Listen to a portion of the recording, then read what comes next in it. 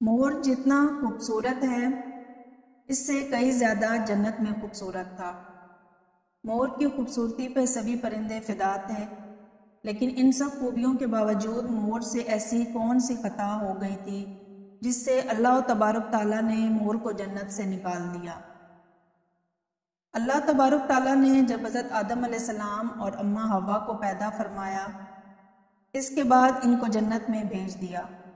وہ دونوں جنت میں بہت ہی پرسکون رہتے تھے، بہت ہی لذیذ میوہ پھل کھاتے تھے، لیکن ایک اناج جس سے آپ کو کھانے سے اللہ پاک نے منع فرمایا، وہ اناج گندم تھا۔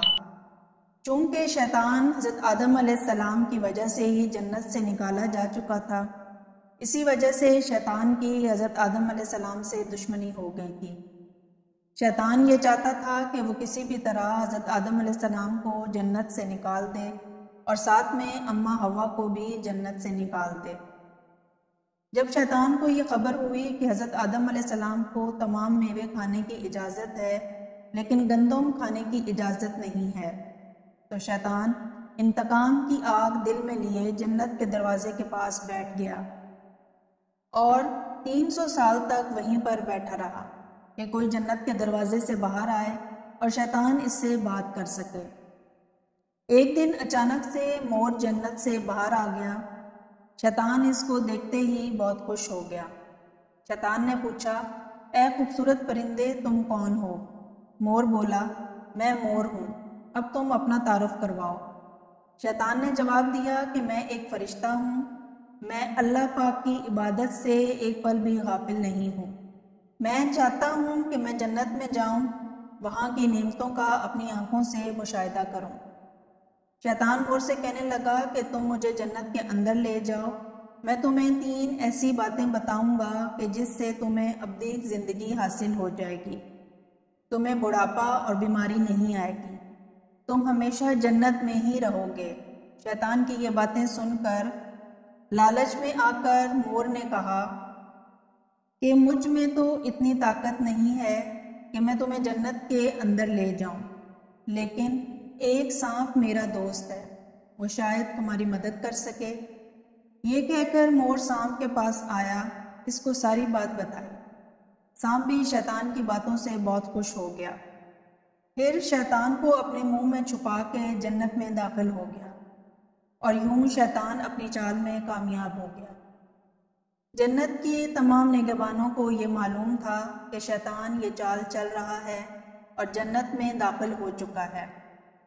فرشتے شیطان کو جنت سے نکالنے لگے، تب ہی اللہ پاک کا حکم ہوا کہ اس کو ابھی تک جنت میں ہی رہنے دیا جائے، اور فرشتے اللہ تبارک تعالیٰ کے حکم سے رک گئے۔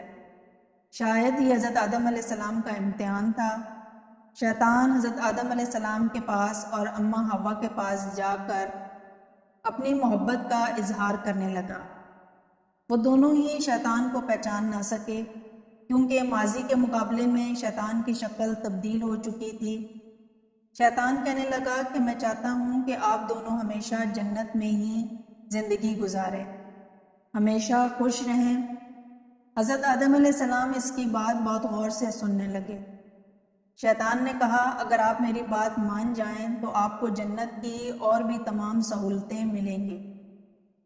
حضرت آدم علیہ السلام شیطان کے بہکاوے میں آ کر کہنے لگے کہ یہ کس طرح ممکن ہے؟ شیطان کہنے لگا، ایک گندم کا دانہ اگر آپ دونوں چکھ لیں تو آپ کو ابدی حیات حاصل ہو جائے گی اور آپ جنت میں ہی رہیں گے۔ یہ بات سن کر حضرت آدم علیہ السلام کے دل میں رجحان پیدا ہوا، لیکن ان کے دل میں اللہ کی نافرمانی کا خوف غالب آ گیا۔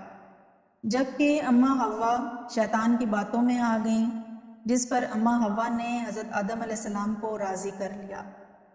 پھر اس کے بعد ان دونوں نے اس گندم کے دانے کو چکھ لیا۔ جیسے ہی گندم کا دانہ ان کے اندر گیا تو دونوں کے سطر واضح ہو گئے، جس کے بعد دونوں اپنے اپنے سطر چھپانے لگے اور خوف خدا سے کانپنے لگے۔ اسی دوران اللہ تبارک تعالیٰ نے فرشتوں کو یہ حکم دیا کہ حضرت آدم علیہ السلام اور اماں حوا دونوں کو زمین پر اتار دو۔ حضرت آدم علیہ السلام کو سری لنکا کے قریب نیچے زمین پر بھیج دیا، جبکہ اماں حوا کو جدہ کی سرزمین پر اتارا گیا۔ جن خوبصورت پیروں سے چل کر مور شیطان کو جنت کے اندر لے کر آیا تھا، وہی خوبصورت پاؤں اللہ نے مور سے لے لیے۔ سانپ جو اپنے منہ میں شیطان کو چھپا کر لایا تھا، اس کے منہ کی خوبصورت خوشبو کو چھین کر اس میں زہر ڈال دیا۔ پھر مور کے ساتھ ساتھ سانپ کو بھی جنت سے نکال دیا گیا۔